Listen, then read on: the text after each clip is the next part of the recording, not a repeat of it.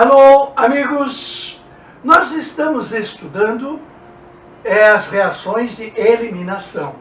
Mas nós, nessa altura do campeonato, com toda a química já vista, nós temos que sair um pouco do assunto e falar de coisas que têm ligação com esse assunto e que são importantes para você, que vai fazer um vestibular do Enem, por exemplo. Queremos falar de um assunto fácil, a desidratação, a retirada de água. É uma eliminação.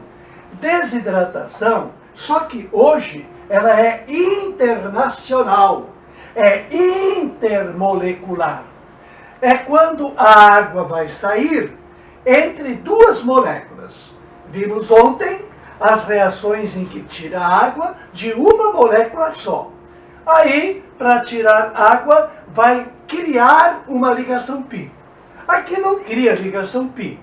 Só sai a água e as partes se unem. Um detalhe muito importante. O personagem de desidratar, o catalisador, é o mesmo. É o ácido sulfúrico. A temperatura continua alta, mas não é 170.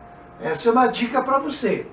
Para tirar água de dentro da molécula, tem que esquentar mais. Se o calor é este, a água sai entre as moléculas. E aqui não tem mecanismo, como teve ontem, todo detalhado. Aqui, simplesmente, você vai tirando água e ponto. A água sai e as partes se unem. Não é para desidratar, não é no calor, então a água evapora, vai embora. E as partes se somam. Com um detalhe super importante. Você não tem dois oxigênios na jogada, pois um vai ficar entre os carbonos. E isso se chama de quê? Isso se chama de éter. Olha a importância que tem essas reações de eliminação. Ontem, quando tirávamos água de dentro da molécula, nós tínhamos a produção de alceno. Hoje, tirando água entre as moléculas, teremos a produção de éter. Então, você que nunca entendeu por que esse éter de dois carbonos chama-se de sulfúrico. Este éter, no comércio, chama-se de éter sulfúrico. Por quê? Porque o ácido sulfúrico é o responsável pela desidratação. A desidratação é a 140 graus por atividade do ácido sulfúrico. Claro, além de éter sulfúrico, você pode chamá-lo também de éter etílico. Não foi o álcool etílico que perdeu água, então é éter etílico. Mas o nome correto pela IUPAC é oxi. Os éteres terminam em oxi. Então, a nomenclatura será et com oxi. Etoxi. É a primeira parte. E a segunda parte é etano. Não é o alcano, mas é derivado do alcano. É uma situação de etil. Etoxietano, ou éter etílico, ou éter sulfúrico. Existe um éter que está na moda, principalmente o ano passado e, infelizmente, com algumas mortes. O tal do etileno glicol. Aqui está tudo errado. O pessoal que deu esses nomes para o comércio estava meio bêbado. Aqui não tem nada de etileno. O etileno que nós conhecemos é o nome comercial do eteno. Este que se chama de etileno, que dá origem ao polietileno, já falamos sobre ele. Este composto não é etileno, é o etano. E a função dele é glicol. Aqui tudo bem. Chamamos de glicol o diálcool vizinho. Quando tu tem uma situação de 2 OHs em carbono vizinho, nós damos o nome de glicol. Glicol é um termo genérico. É o glicol de quem? Do etano. Então não seria o nome do produto não seria dietileno, seria o nome de etanoglicol. Por quê? Estou me adiantando, o álcool vindo de 2 carbonos, et.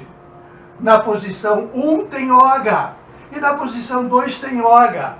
Este é o etandiol. A isto se dá o nome de etilenoglicol. Etilenoglicol, que é usado para fazer a vaporização e a produção de cerveja. A vaporização é feito com etilenoglicol, que na verdade é o etan 1,2-diol.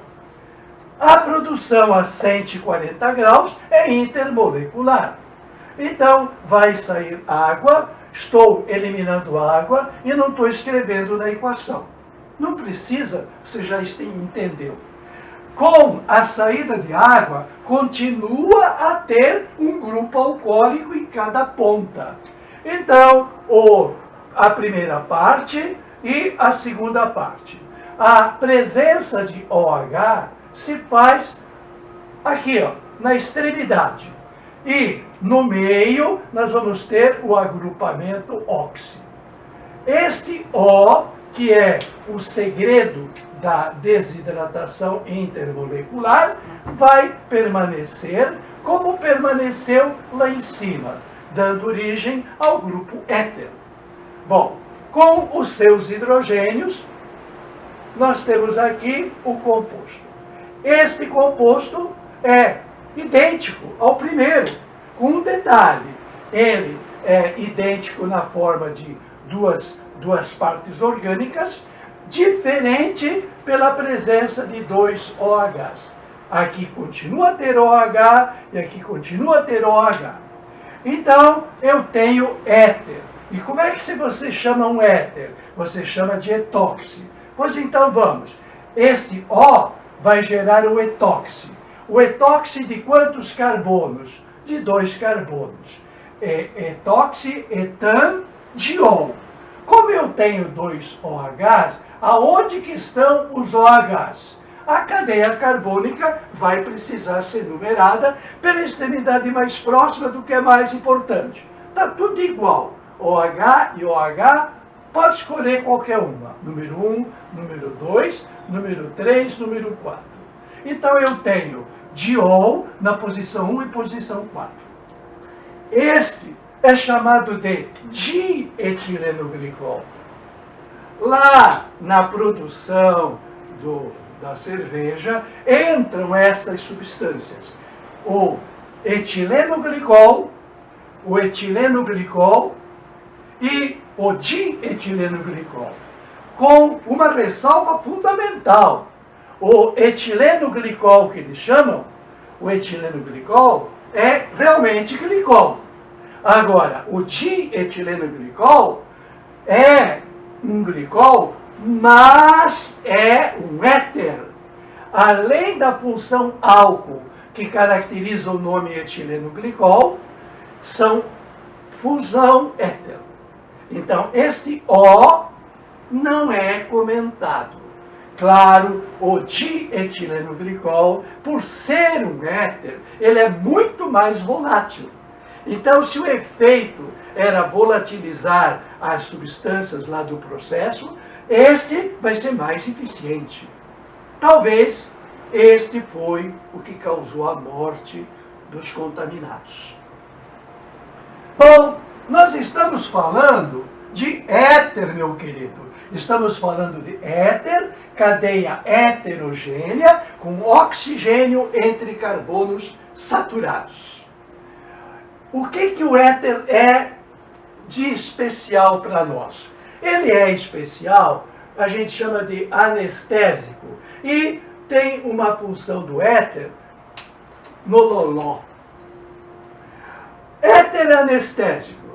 Éter, meu jovem, é uma substância, o éter etílico, ou éter sulfúrico, o etoxietano, o éter sulfúrico. Esse daqui, ele tem ponto de ebulição de 36 graus. O que significa?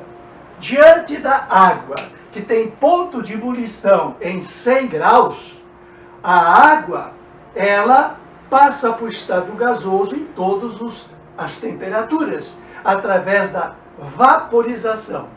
As moléculas de água se prendem por ligações de hidrogênio, mas se soltam e vão para o espaço.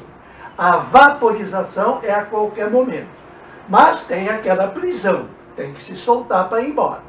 No éter, como ele é uma substância polar, porém não faz ponte de hidrogênio, uma molécula de éter com outra molécula de éter já são soltas. Então, para vaporizar, pronto, está vaporizando. Não tem prisão, não tem amarra para destruir. Então, ele ferve a 36 graus. Se ele ferve a 36 graus, ele é extremamente volátil. A volatilidade dele faz o quê? A sua evaporação dá sensação de frio. Por quê? Ao colocar éter na mão, o que o éter faz? Vai vaporizar. Mas calma aí, vaporização não é a passagem do líquido para o estado gasoso, não é um passar para um estágio mais energético, é uma situação endotérmica.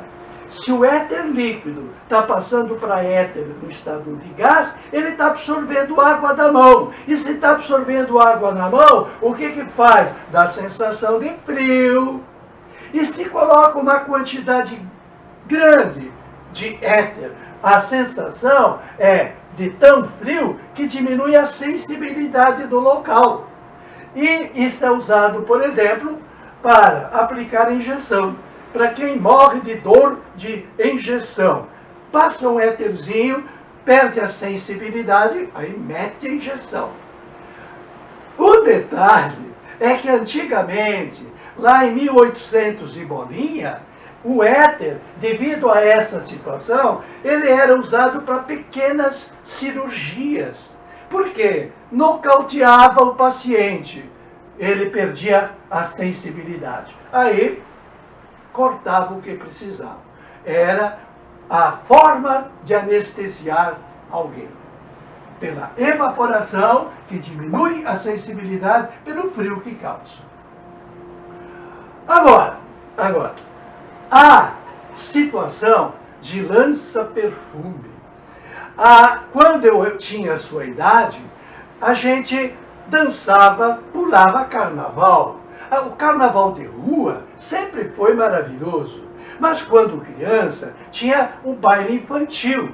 E lá no baile infantil, aquela maravilha, e havia o lança-perfume. Os adultos já curtiam lança-perfume, que é o chamado loló. É o loló. O que é o loló? O loló é uma mistura de dois componentes. De um componente extremamente volátil e um componente extremamente volátil com detalhe. Este cara, ele se chama, basicamente, é o metano.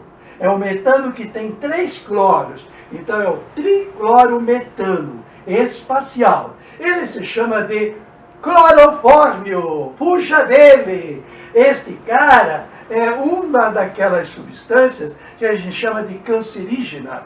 Por quê?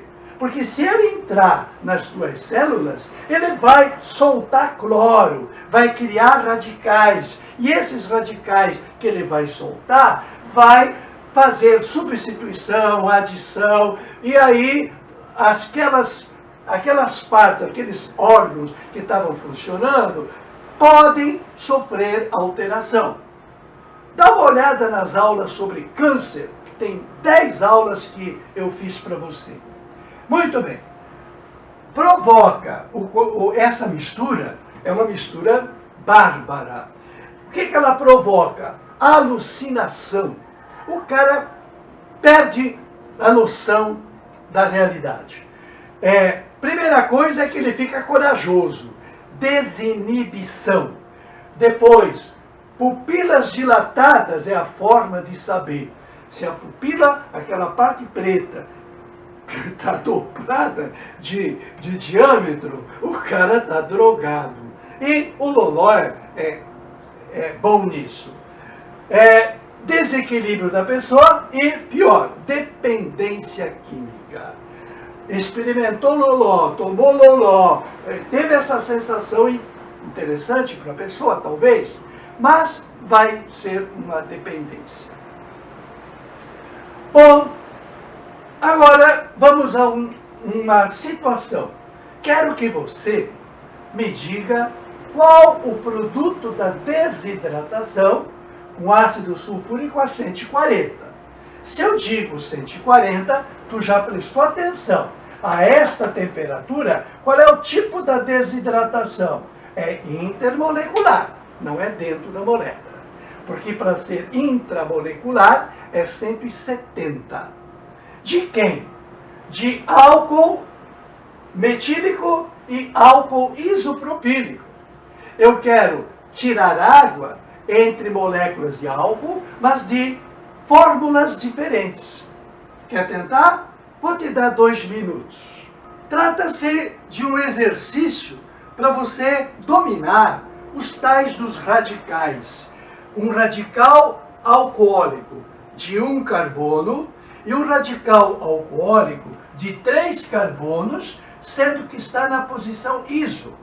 Quem está na posição iso? Quem está na posição iso é o que ele tem de importante. Ele é um álcool secundário. Por que é chamado de iso?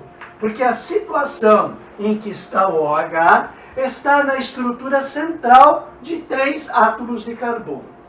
Claro que você destacou também o que é importante para desidratar. É perceber da onde que vai sair a água. A água vai sair daqui, sem precisar entrar em detalhes de qualquer mecanismo. Então, eliminada a molécula de água, o que sobrou será aquele carbono metílico, o metil, vai se unir com o resto, levando, muito importante, o oxigênio que não saiu da molécula. Muito pelo contrário. Esse oxigênio que não saiu vai se unir ao isopropil. O isopropil é o propil com o radical livre no carbono do meio.